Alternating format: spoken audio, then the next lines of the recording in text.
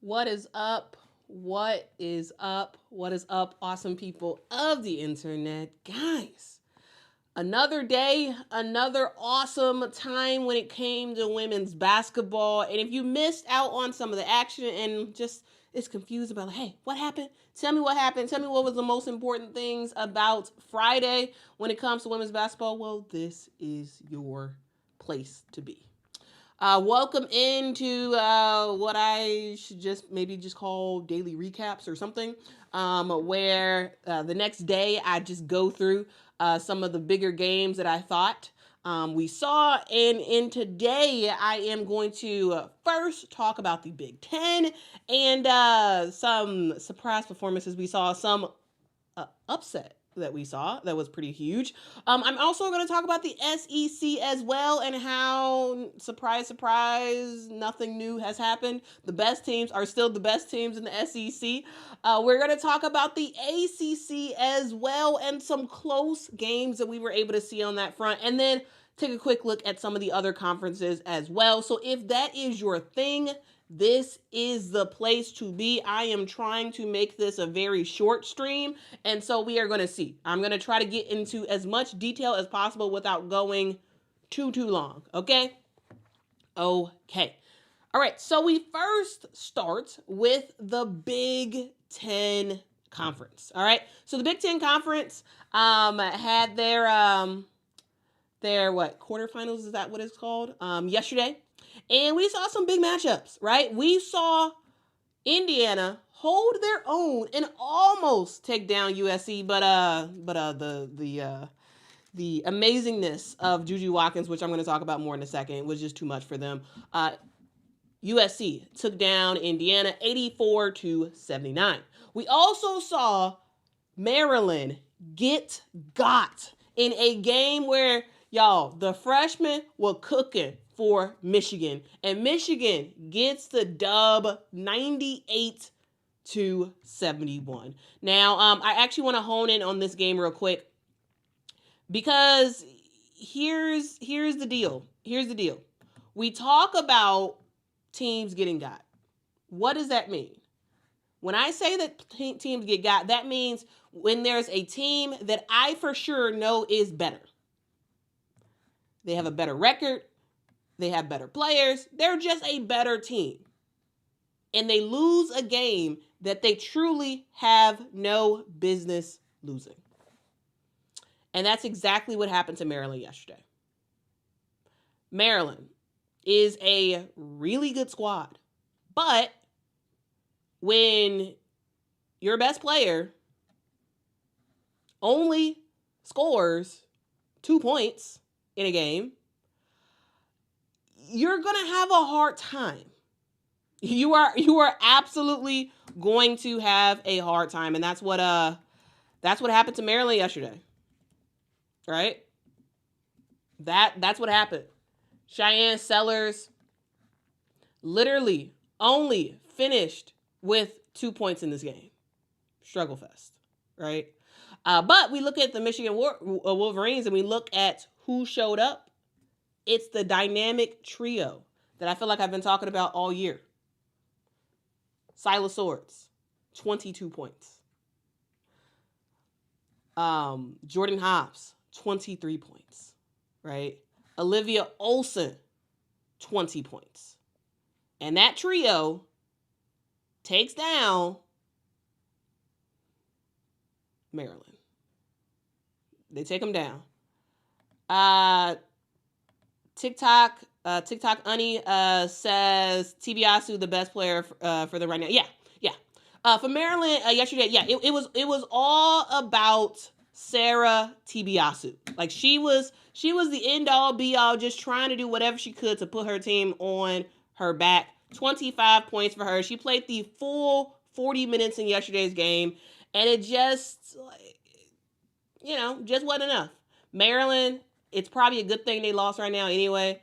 They need to get ready for the NCAA tournament. They will make the NCAA tournament. I have no doubt in my mind. And it's sort of like, hey, you gotta. Sometimes that's all you need. You need to lose so you can regroup and you can get back to where you're going. Okay. Next up, let's talk about UCLA, who pretty easily took down Nebraska. This was a game that, I wasn't expecting Nebraska to actually win, and surprise, surprise, they didn't. We got Lauren Betts, who does Lauren Betts things. 28 points for her. Super, super efficient for Lauren Betts. And the thing I love is that Gabriella Hawkes played a masterful game yesterday. Masterful. Here's the deal. We all know that when it comes to UCLA, you're always going to get buckets from Lauren Betts. You can count on Lauren Betts to make some stuff happen. But Hawkes, yeah, she scores, but she doesn't score that much. She only averages 10 points a game. You don't expect her to really do a lot of damage, but she was knocking down threes yesterday. That started to get her going. And all of a sudden you look up and it's like, oh, Gabriella Hawkes has 23 points. And when you have Lauren Betts with a double-double, 28 points, you got Hawkes scoring. Kiki Rice was extremely inefficient. Oh my goodness. Kiki Rice was a struggle fest a little bit yesterday. But when her shot isn't falling, what is Kiki Rice doing? She is getting her teammates involved and passing that basketball. And sometimes that's what you need, right? Sometimes sometimes your players who knock down some shots, sometimes they're inefficient. Sometimes they can't hit shots. What happens when that happens? How do you adjust and pass that basketball, get players involved because your shot is not falling. And ultimately, UCLA pretty easily gets the dub. 85 UCLA, 74 Nebraska. And then we have the game that was, I don't know why was these some of these games are really late. But anyway, we saw Nebraska lose to UCLA, and then finally to wrap up the day for the Big Ten play, we saw Ohio State versus Iowa.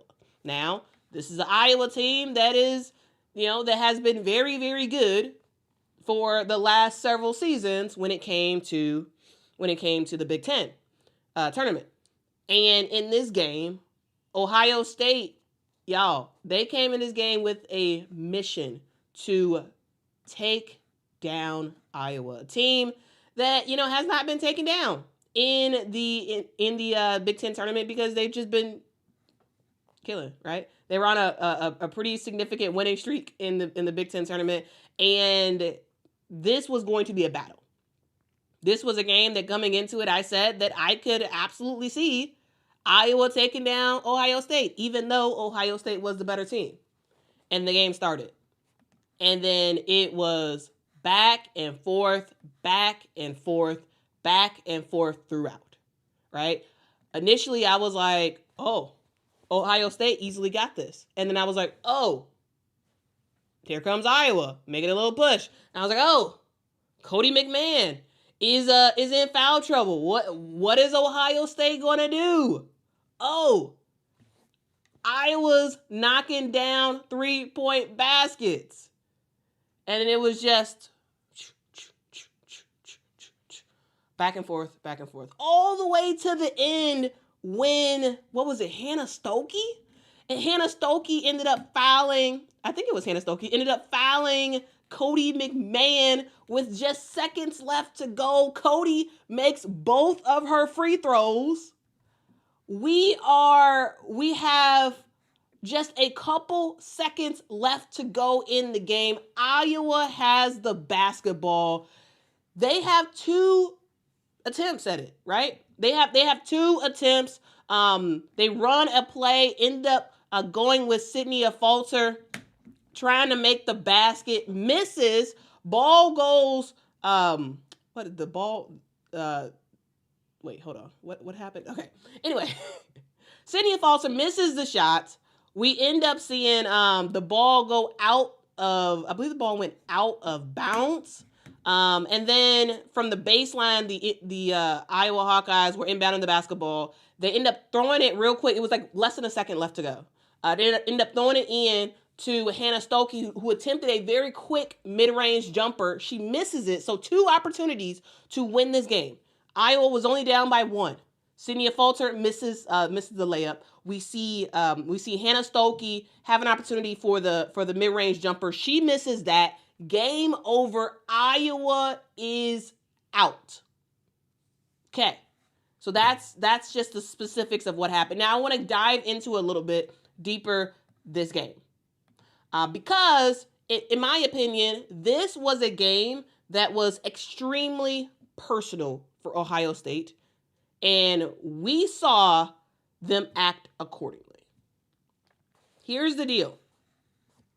After this game was over, Cody McMahon was interviewed, and she basically said that hey, this is personal.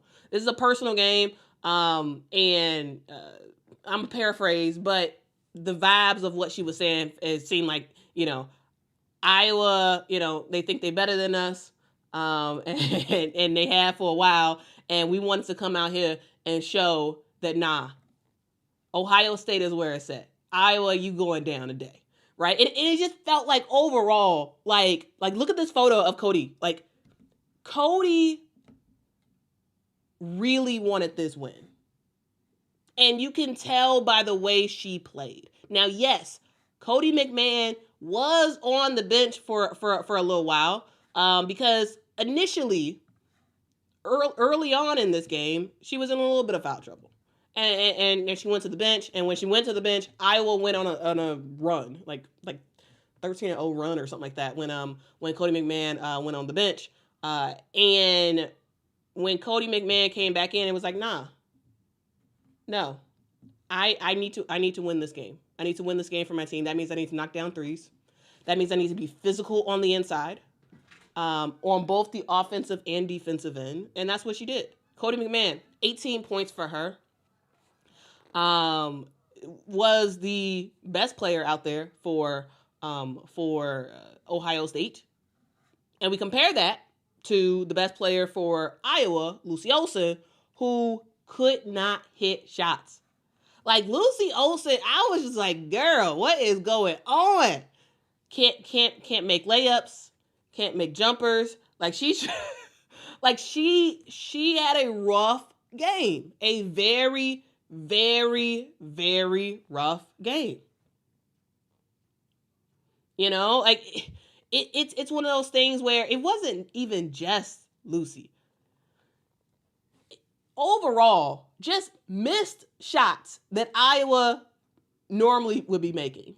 They just missing brick. And I was just like, man, y'all getting some easy buckets, easy opportunities for layups, and you're missing some. And it's like, hey, you gotta make your shots.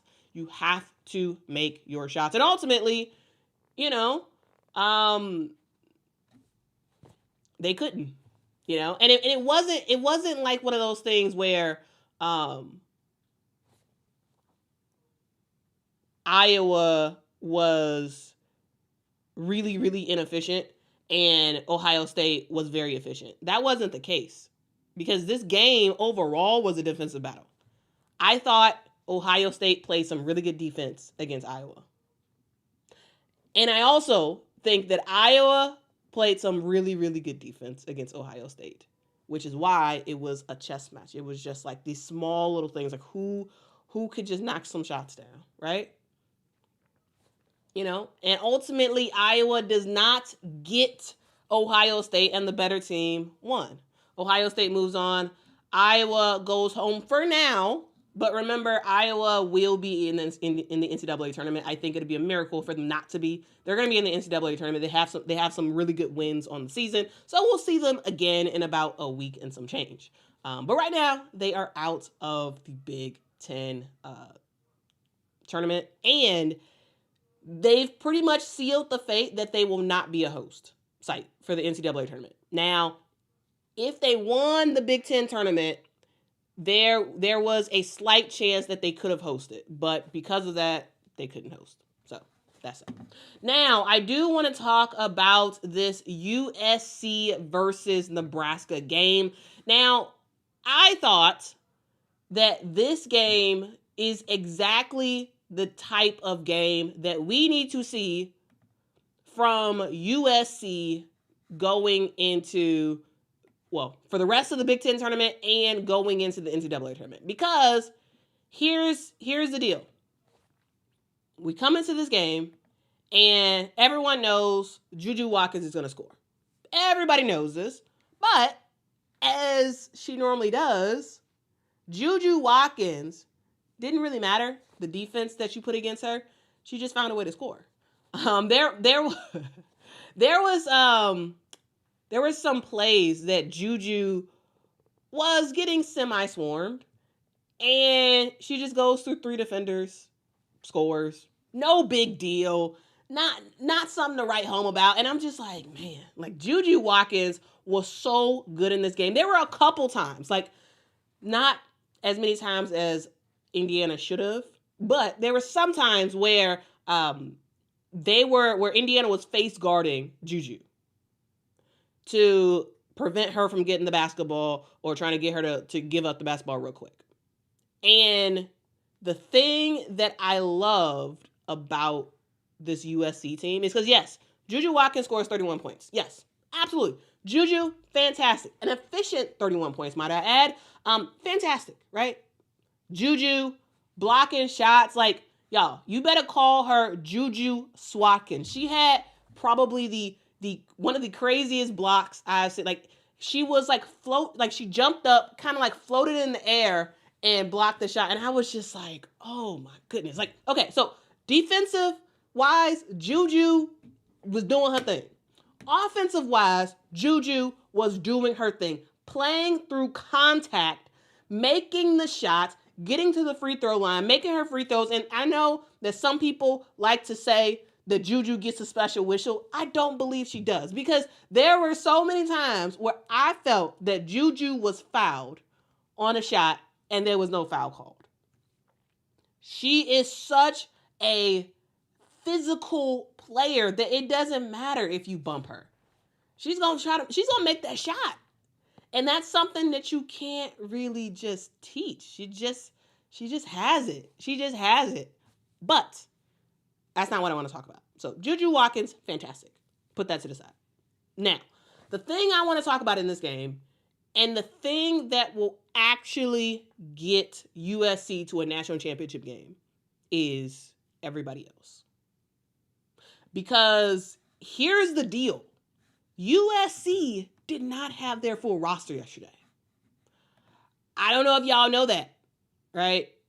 I don't know if y'all know, but they did not have their full roster. Rhea Marshall, who is the starting center for USC, she was out yesterday.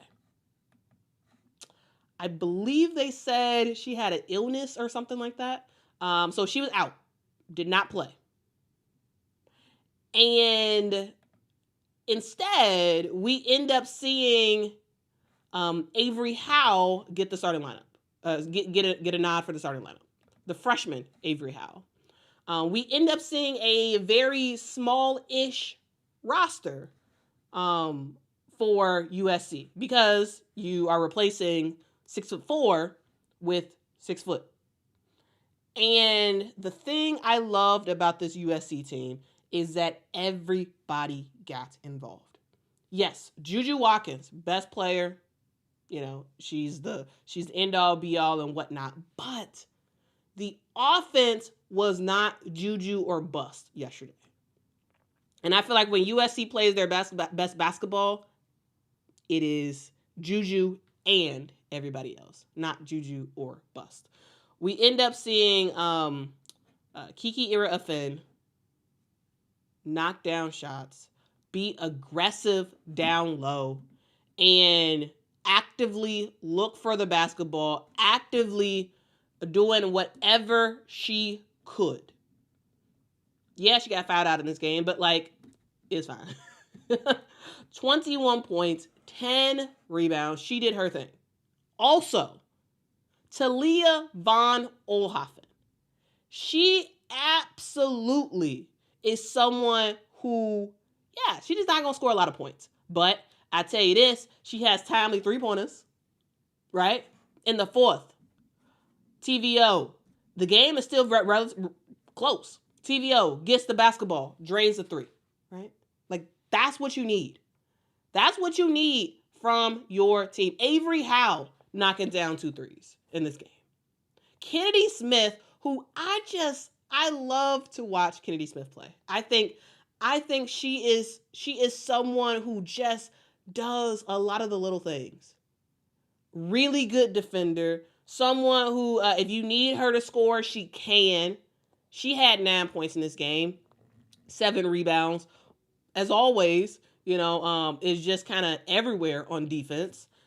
And just love to see that as well. And then we go to the bench.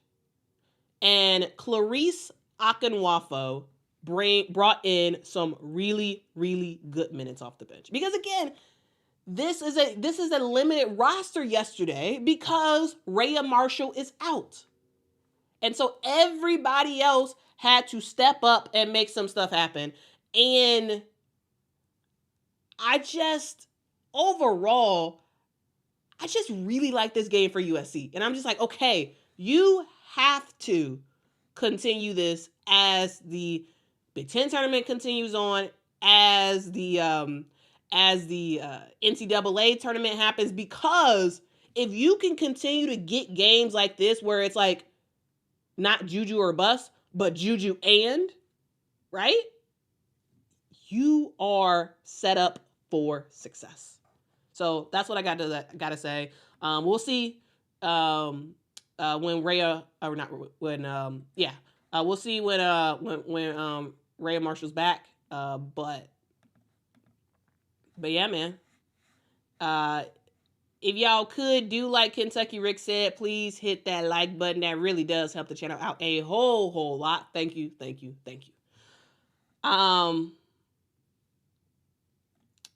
Yeah. Anyway, let's continue on. So I talked a little bit about the Big Ten and talked about some of the games. And I see y'all in the chat. I see y'all talking about Anissa Morrow and whatnot. I see y'all talking about the SEC. Okay. I tried to structure this in stages where I was first going to talk about the Big Ten, and then I was going to talk about the SEC, then I was going to talk about the ACC, and then some other games here and there. Now, let's get into the SEC, okay? Because that's what y'all really, really, really want to talk about, okay? Okay, so yesterday for the SEC, we saw some pretty big games. And we now have our Final Four, okay? We got South Carolina, Oklahoma, Texas, and LSU. Now, let's specifically get into those games. Now, first, we're going to start with South Carolina. South Carolina played Vandy yesterday, and guys, to be honest with you, it was a close game at first. Early in the first quarter, it was a close game, and I was like, okay, Vandy's kind of holding their own, right? Vandy is holding their own, right? It was like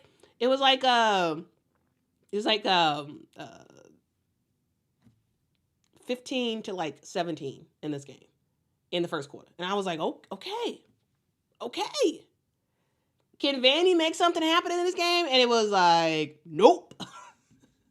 South Carolina went from winning by like 2 points to winning by 20. And I was just like, what? I was like, what in the world? How? It was like that. I was like, man, that is crazy. And the reason why was Chloe Kitts put on a show yesterday. She absolutely put on a show. Chloe Kitts, 25 points in this game. And it's not just 25 points. It is 25 efficient points.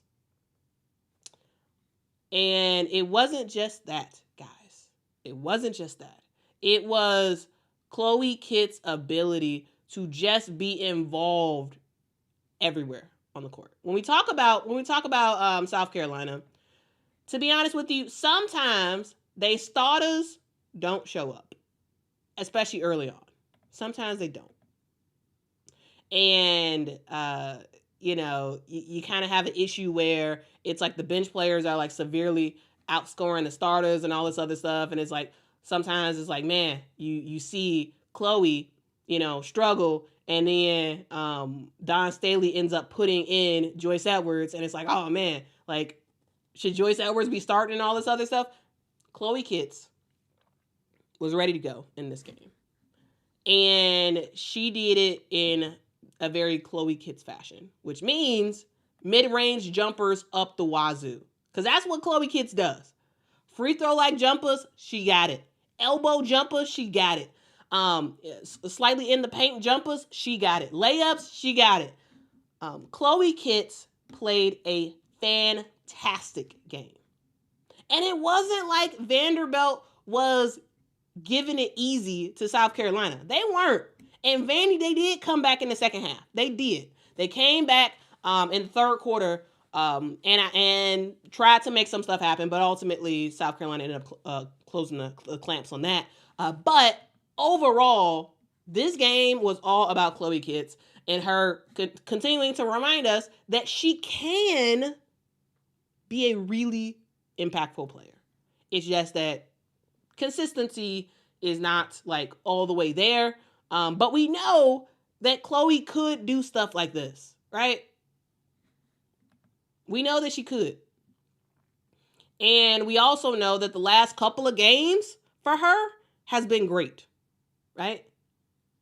Three back-to-back double-doubles for Chloe Kitts. And she is just rounding out into a really good form, not just rebounding, because we know she can rebound. But she is scoring points, and that is exactly what South Carolina needs. And it wasn't just her. Sanaya Fagan played a really good game as well. Mylasia Fulwiley, as always, comes off the bench, ready to go, knocking down shots, having big games for her team. And Joyce Edwards is scoring like Joyce Edwards normally does. So that's the game for South Carolina versus Vandy. It's one of those things where Vandy had a really good run. They did. I think Vanderbilt is a really good team. I think they have a really good coach. I think they have a really big future with Michaela Blakes, as long as she actually stays with the program. It's just that they kind of struggled to score because of the defense that South Carolina was given. And hey, it is what it is. But shout out to Vandy, though. Like, truly a fantastic season for Shea Ralph and her program. They really should have their heads held high for this season, and we'll ultimately see what they do next season. All right, now let's move on to the game that y'all want to talk about. LSU versus Florida.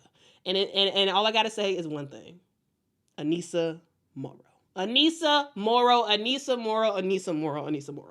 This is someone who was largely seen by a lot of people as snubbed for the SEC Player of the Year award, right? The SEC Player of the Year award ended up going to Madison Booker with Texas. And there was a lot of people that was like, this don't make no sense. It should have went to Aneesah Morrow because she has been dominating this year. And she has. And if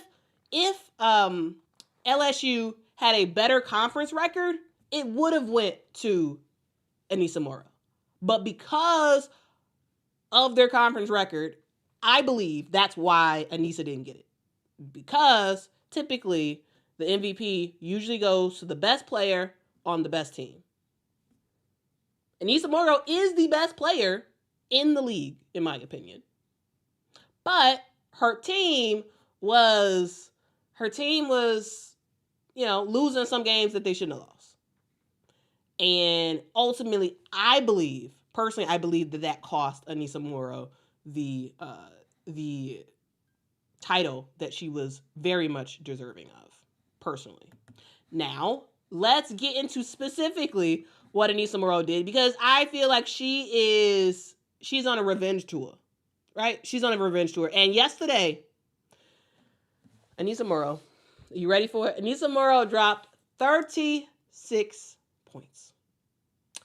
And it was a very efficient 36 points. And it wasn't all at the free throw line, because sometimes when you see players get in the 30s in terms of points, they got 10 free throws, right?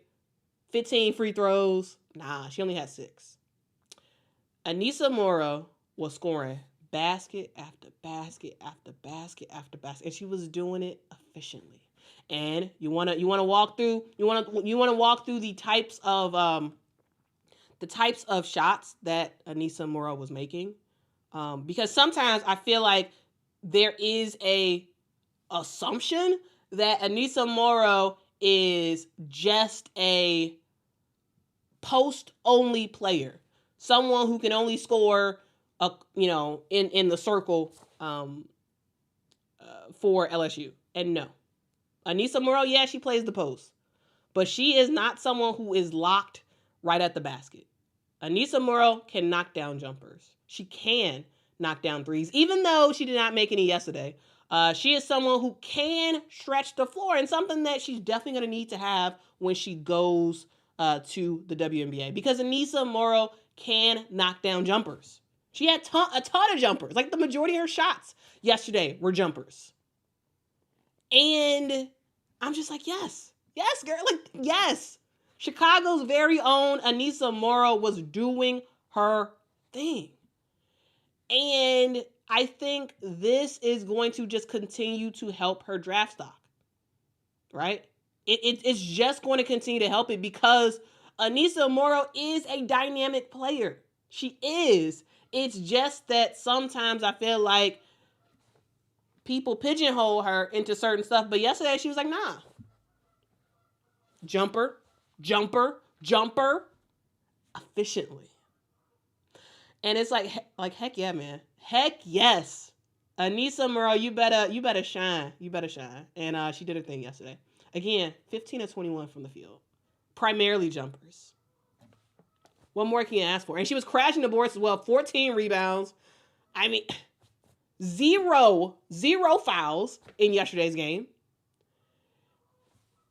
And I don't know what to tell you, man. Anissa Morrow's fantastic. Like, she literally put her entire team on her back and was like, okay, we winning this game. We're not playing a ton of defense today, but offensively, we about to make some stuff shake. And that's what she did. So huge shout out to Anissa Morrow. Someone who doesn't get the respect she deserves. She doesn't. She does not. She does not. At all. Right? At all. However, she deserves it. And when I have an opportunity on this channel, I will absolutely, talk about the praises of Anissa Morrow, because she is that good. Over 100 double-doubles in her college career. She's fantastic. She is absolutely fan-freaking-tastic. And yeah, Michaela Williams scored as well, inefficiently. Everybody else, did kind of inefficiently score. But, they didn't have to efficiently score, because Anissa Morrow did it for them. But anyway, that is that game. This is one of those things where we're going to have a battle later today, between LSU and Texas. And so, we'll ultimately see. W. Bazile says Gilbert for LSU is a shooter. I mean, she was knocking down some shots yesterday, inefficiently, but but very selfish.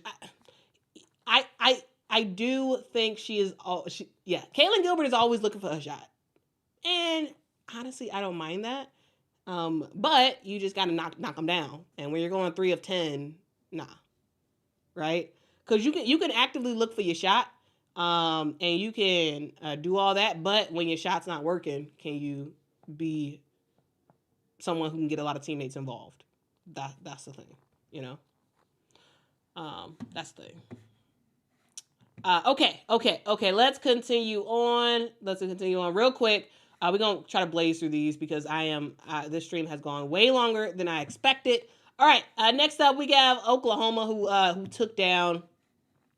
We have Oklahoma who took down Kentucky. Now this game was a back and forth battle that was ultimately determined by a second half statement by Oklahoma. Now, Oklahoma struggled in that first half. Overall, they struggled in the first half. And in the second half, it was like, okay, you got to lock down. You got to make some shots. You got to pass it inside. And you have to score. And ultimately, that's what they did. Peyton Verhulst did her thing, 16 points. Reagan Beers just continues to rock out for Oklahoma. Yes, their offense is fast. Absolutely. Their offense is fast. However, Reagan Beers is holding her own. 20 points for her, 11 rebounds. Made it happen, right? And for Kentucky, they needed Clara Strack to be Clara Strack. And rebound-wise, yeah, Clara did her thing. But in terms of scoring, they needed a more efficient Clara Strack in the post. And ultimately, that's why Kentucky lost. That's why. Because Georgia Amore was knocking down shots, right? Georgia Amore, 29 points in this game, knocking down some threes. Like she was trying her best. But ultimately, you needed more post play for Kentucky. You needed more post play. And, you know, it is what it is. it is what it is, right? Tiana Key, Clara Strack kind of struggled to score in the post a little bit. Though Clara Strack did have a really good game. Like, it's just, they just needed more. They just needed more. And everybody else just didn't really show up. So, that was that. Oklahoma did not play a fantastic game. They didn't. But they did get the dub against Kentucky. Kentucky, I think they do. Actually, I don't know, actually. Yeah, they make the playoffs. Yeah. They make the playoffs. They make the NCAA tournament. They don't host though. I don't think they host Kentucky. But we'll see. Carmella, facts. Yes.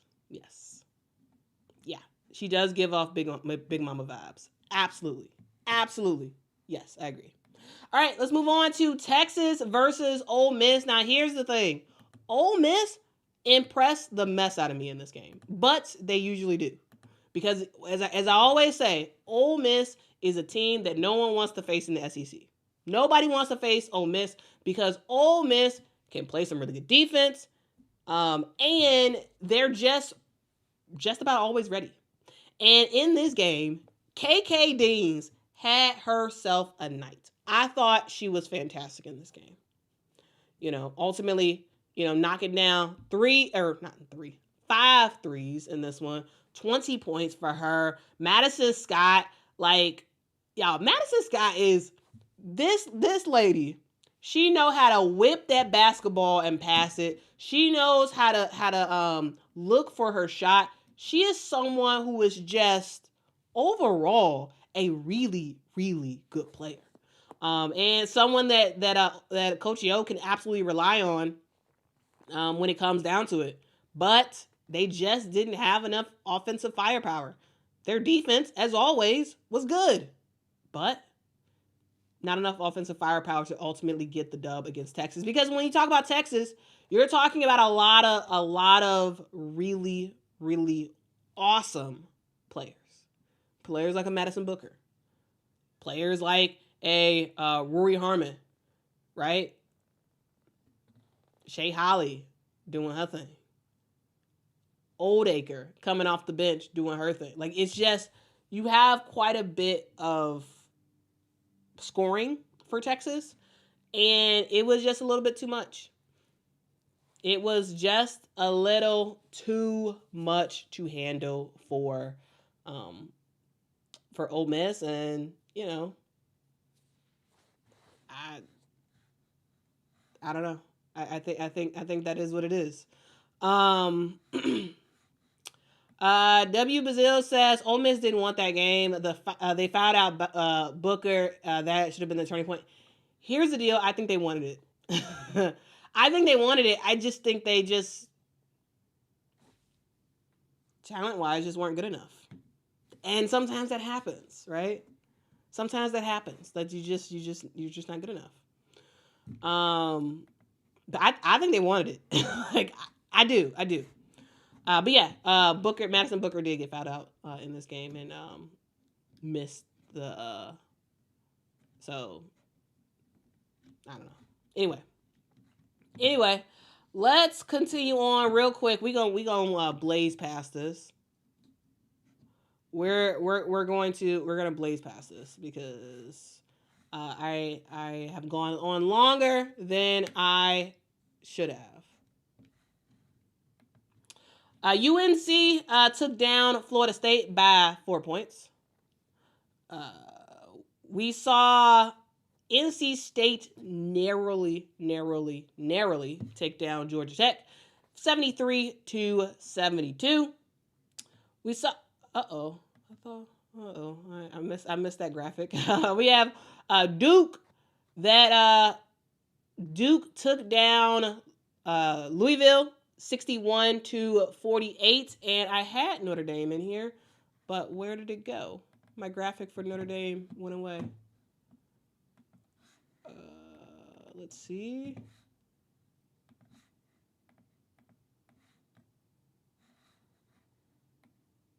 There we go. All right. We also saw Notre Dame take down Cal 73-64. So those are some of the games that you all may have missed yesterday. Sorry, I just had to blaze through it because I am running out of time. My bad on that. I'm trying to work through these whole like recaps where I'm recapping the games and just talking about everything, but trying to do it in a succinct way. The goal is to try to get to about 30 minutes and being done. But as you all know, I am a little bit long-winded, and so I am trying to work through this in a timely manner while also giving you all commentary about what I think is happening. And I do glaze over some games and I don't talk as in depth as I would if I had like 30 minutes to actually talk about these games in particular. So I do appreciate you all watching. I do appreciate your feedback on this. Like, do you all even like this style? Is this a good style to keep? Should I change it up? What do you all think? I'm trying to get to 30 minutes. That's ultimately the goal, but as usual, I am a little long-winded, so I have to blaze by the ACC teams. Didn't really get a chance to talk about those teams, but yeah, here we go. Let's take a look at today and what is on tap for the day. So we have a bunch of games. We have a whole bunch of games to talk about. We start with UConn, who is starting their Big East journey. They play St. John's today at 11 a.m. A thing to note is that these games are going to be pretty easy, in my opinion. For UConn, I think they'll easily win the Big East tournament. I think I'd be shocked if they did not. We have, and also all these times are in Central Time. Okay, thank you. All right, we also have North Carolina who are taking on NC State. Y'all, I don't know. NC State should win this game. However, you just never know. But that game is going to be at 11 a.m. on ESPN2. We got North Dakota versus South Dakota State. South Dakota State should easily win that one, in my opinion. In the Summit League, that game is at 2 o'clock. That game is not on... it's not on... I think it's on ESPN Plus, I think. We have Duke versus Notre Dame. Now, this is a game that you all need to watch. Okay? You need to watch. It's going to be at 1:30 on ESPN2. Again, Central Time. Oh, good question in the chat. Y'all, if you can answer Carmela's question, I think that's awesome. I think we could probably end on that. Put your comments in the chat. What was your favorite game from yesterday? Put it in the chat. And after I go through these games that are happening today, we'll go through and take a look at what you all have to say about your favorite games. And I apologize for not paying as much attention to the chat as possible. I'm trying to kind of look occasionally while also trying to get through this as quickly as possible. So apologies if I don't get to your comment, but I will try my best anyway. Let's continue on. But yeah, this Duke versus Notre Dame game, fire game. I'm excited about it. We will see ultimately who wins. I think Notre Dame does win, but Duke is a really good squad who does have shooters. So like, hey, if Hannah and Olivia don't come to play, maybe Duke can make some stuff happen. Maybe. Okay. Next up, we got Michigan versus USC. And I got USC winning. That game is at 2 p.m. on the Big Ten Network. We have West Virginia taking on TCU. The game is at 3 p.m. on ESPN+. I don't know. TCU for sure is the better team. However, J.J. Kennerly of West Virginia is fire. So, like, who knows? We have Oklahoma versus South Carolina on ESPN2. The game is at 3:30 p.m. I have South Carolina winning, but we'll see, as always. We have at 4:30 Ohio State versus UCLA. This is going to be a battle. A battle. But ultimately, UCLA should take the cake, but we'll see. All of these games, it's one of those things where you never quite know who's gonna win, but they're the best team, so they should win. We got Oklahoma State versus Baylor. I'm gonna have a surprise on this one. I have Oklahoma State winning. Oklahoma State, in my opinion, will take down Baylor. The game is at 5:30 on ESPN+. Oklahoma State, I think they're just a fun team. I think they're gonna take down Baylor. We'll see though. We have LSU versus Texas. Now, Texas should get the dub in this one. The reason why is because, yes, Anissa Morrow, fire. However, I think what Texas is going to do, Texas is going to put Kyla Odeaker in the paint, and I think it's going to be a huge challenge for Anissa, and I don't think she has the game she had today against Texas, because Odeaker, I don't think is going to allow that. Now, if now Anissa can use her speed and move Odeaker out, but like Vic Schaefer is going to put Odeaker likely on Anissa Morrow. And I think that'll probably just shut a whole bunch of stuff down. But we'll see. But yeah, I do have Texas beating LSU. And then we have Georgetown versus Creighton at 6 p.m. And Creighton should win that game, but we'll ultimately see. That was your top 25 look, but let's just take a real quick look at the Big Ten. It's already covered. At this point, they should all be covered because there's only 2 games left for each of the major conferences, I should say. But yeah, let's take a quick look at the SWAC so you all are informed about what's happening on that front. We have Jackson State versus Mississippi Valley State happening today at 12 p.m. We got Alabama State versus Grambling at 2 p.m. Texas Southern versus Prairie View A&M at 2 p.m. Florida A&M versus Bethune-Cookman at 2 p.m.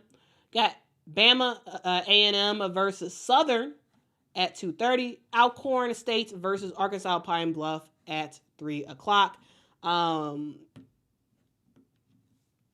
This is one of those things where who knows ultimately what will happen on that front. There's so many conferences, guys, that sometimes I'm just like, I can't pay attention to everything. But yeah, lots of games, truly a lot of games that are happening today. A lot of games. And so I hope y'all are prepared. And we took a look at the Big East. The only game I did not cover was Seton Hall versus Xavier. Seton Hall should get the dub on that one. But that is your update for today. Timing wise, I know we went over, but hopefully this was of interest in some way. Hopefully this was of interest to you all. Now let's take a quick 51 minutes. Man, I totally did not make that 30-minute timer at all. Okay, let's take a quick look at what you all said about your favorite games from yesterday. Pharaoh said his favorite game was Vandy versus South Carolina. Okay. Ismo says Iowa versus Ohio State. I mean, that was a really good game. Yeah. Country is claiming it now. South Carolina reigning national champs. We'll see. I mean, they definitely trying for it. Nippy said USC versus Indiana, Ohio State versus Indiana, and South Carolina versus Vandy. Yep. Chicago Cheetah says USC is winning. Okay. All right. We'll see. Row 2 says, I was in basketball overload going back and forth from game to game. I wish I had the ability to split screen. I had 2 TVs and YouTube, LOL. Do you have YouTube TV? If you have YouTube TV, like literally, I turn on the TV and I have multi-view. And luckily, YouTube TV have all the women's the women's tournament games, like the Big Ten, the SEC, ACC, those games, you can watch them on split screen or multi-view or whatever. And so, like, literally, I'm watching them all at the same time. You can only hear audio from one of them, so you have to like move the you have to like click on the sound you want to listen to. But all the quadrants are filled. Like, if 4 games are happening at the same time, you'll see all 4.